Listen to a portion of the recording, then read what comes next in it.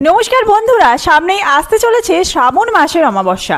এই অমাবস্যা চিতালোগী অমাবস্যা নামে পরিচিত, আবার অনেক ক্ষেত্রে উৎকল অমাবস্যা নামেও পরিচিত। জানেন কি, এই বছর এই অমাবস্যা তিথির দিনেই পূর্ণগ্রাস সূর্যগ্রহণ দৃশ্যমান হতে চলেছে, তাই এই অমাবস্যার গুরুত্ব গিয়েছে আরও বেড়ে। যেহেতু এই দিনে অমাবস্যা তিথির সাথেই সূর্যগ্রহণও থাকছে, তাই অনেক বন্ধুর মনেই প্রশ্ন রয়েছে যে এই অমাবস্যা তিথিতে মা কালীর পুজো বা অমাবস্যা তিথির যে পুজো রয়েছে সেই সমস্ত পুজো কি করা যাবে, কি কি নিয়ম মেনে করতে হবে, সমস্তটাই আমরা আজকের ভিডিওতে জানবো। আর সাথেই আমরা জেনে নেব অমাবস্যা তিথি কবে পড়েছে, কখন থেকে শুরু হচ্ছে অমাবস্যা তিথি, কখন সমাপ্ত হবে। এছাড়াও অমাবস্যা তিথির ব্রত উপবাস এবং নিশি পালন কবে রয়েছে, এই অমাবস্যায় গঙ্গা স্নান দানের শুভ সময় কি রয়েছে, আপনারা যদি মা কালীর পুজো করেন বা বাড়িতে অমাবস্যার পুজো করেন কোন সময় করবেন, পুজোর শুভ সময় কি থাকছে। এছাড়াও এই অমাবস্যা তিথিতে বাড়িতে কিভাবে মা কালীর পুজো করবেন বা অমাবস্যার পুজো করবেন, আর যেহেতু সূর্যগ্রহণ রয়েছে কি কি কাজ করবেন, কি কি নিষেধ থাকছে, সমস্তটাই জেনে নেব আজকের ভিডিওতে। তো চলুন বন্ধুরা, আর দেরি না করে ভিডিওটি শুরু করা যাক। যদি আমার চ্যানেলে নতুন হয়ে থাকেন অবশ্যই চ্যানেলটি সাবস্ক্রাইব করে এবং ভিডিওতে একটি লাইক করে শেষ পর্যন্ত সাথে থাকবেন। আশা করি ভিডিওটি আপনাদের জন্য খুবই হেল্পফুল হবে।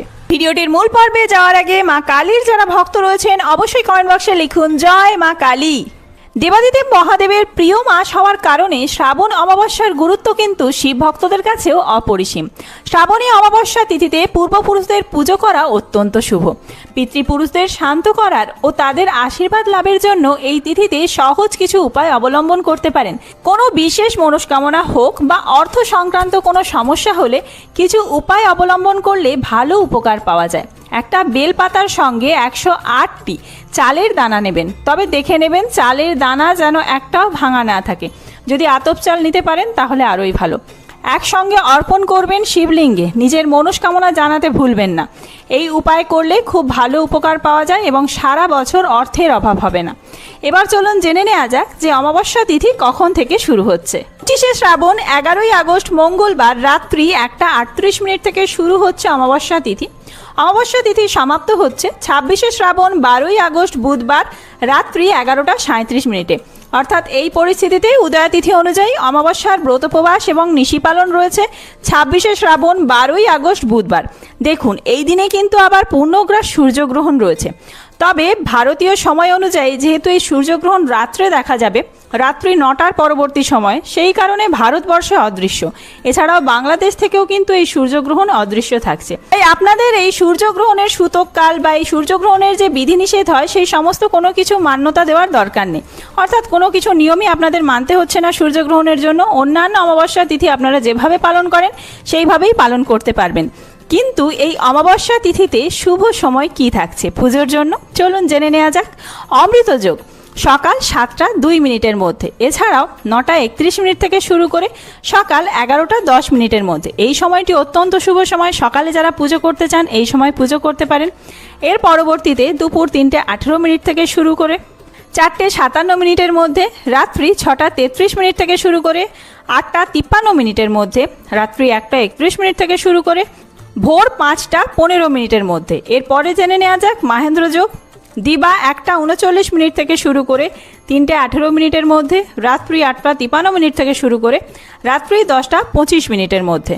এই অমাবস্যা তিথিতে যারা গঙ্গা স্নান করতে চান তাদের জন্য শুভ সময় থাকছে। সূর্যোদয় হচ্ছে ভোর 5:15। এই সময় থেকে শুরু করে সকাল 6:30 মধ্যে আপনারা অবশ্যই গঙ্গা স্নান করে নেবেন। আর যারা দান করতে চান, সারাদিন যেহেতু অমাবস্যা তিথি থাকছে, যে কোনো সময় দান করতে পারেন সারাদিনে। অমাবস্যা তিথির পুজোর নিয়ম কি থাকছে। অমাবস্যা তিথি মানেই আমরা প্রত্যেকেই জানি মা কালীর পুজো করা হয়। এই দিন মা কালীর পুজো করার জন্য আপনারা 108টি জবা ফুল, বেলপাতা এবং 108টি যদি অপরাজিতা ফুল রাখতে পারেন ভালো, অথবা অপরাজিতা ফুলের মালা রাখবেন। জবা ফুলেরও মালা রাখতে পারেন মা কালীর জন্য। এই সমস্ত উপকরণ আপনাদের জোগাড় করতে হবে। তার সাথে লাগবে মৌসুমি ফল 5 রকমের, কিছু মিষ্টান্ন, এছাড়াও ভোগ প্রসাদ নিবেদন করতে পারেন, লুচি, সুজি বা খিচুড়ি, যেরকম ভোগ প্রসাদ আপনারা মাকে নিবেদন করতে চান সেরকম বানাবেন। এই সমস্ত নৈবেদ্য জোগাড় করে নিয়ে আপনারা পুজোর ঘরে পৌঁছবেন। সকাল সকাল পুজো করতে পারলে তো ভালো, না হলে আপনারা রাত্রেও পুজো করতে পারেন। যে অমৃত যোগের সময়সূচিগুলি বললাম ওই সময়ের মধ্যে রাত্রেও পুজো করা যাবে মা কালীর। পুজোর শুরুতেই আপনারা সমস্ত নৈবেদ্য সাজিয়ে রাখবেন এবং মা কালীর উদ্দেশ্যে মালাটি পরিয়ে দেবেন। প্রথমেই মালা পরিয়ে দেবেন, তারপরে আপনারা হাতে ফুল আর বেলপাতা নেবেন, চন্দন সহযোগে অর্পণ করবেন ঘটে। প্রথমে ওং ক্রিং কল্লই নম এই মন্ত্র উচ্চারণ করে ঘটে প্রথমে ফুল অর্পণ করবেন 3 বার করে। তারপরে আবার হাতে ফুল আর বেলপাতা নেবেন, ওং ক্রিং কল্লই নম এই মন্ত্র উচ্চারণ করে মা কালীর চরণে ফুল বেলপাতা অর্পণ করবেন। এরপরে আপনারা ধূপ আর দীপ দেখিয়ে আরতি করবেন, শঙ্খ ঘণ্টা সমস্ত কিছুই বাজাবেন আর নিজের মনস্কামনা জানাবেন। পুজো শেষ হয়ে গেলে সমস্ত প্রসাদ পরিবারের প্রত্যেকের মধ্যে বিতরণ করে দেবেন।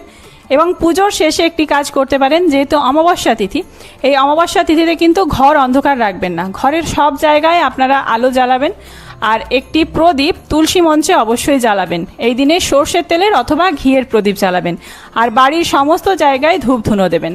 তারই পাশাপাশি যারা এই অমাবস্যা তিথি পালন করছেন কোনোভাবেই আমিষ আহার গ্রহণ করবেন না, সাত্ত্বিক খাবার গ্রহণ করতে হবে, পুরোপুরি নিরামিষ আহার গ্রহণ করবেন। এই দিনে মায়ের প্রসাদে যে সমস্ত ভোগ অর্পণ করেছেন সেই সমস্ত গ্রহণ করতে পারেন। আর কোনো রকম ক্ষৌরকর্ম এই দিনে করা যাবে না, নখ চুল দাড়ি কাটা যাবে না।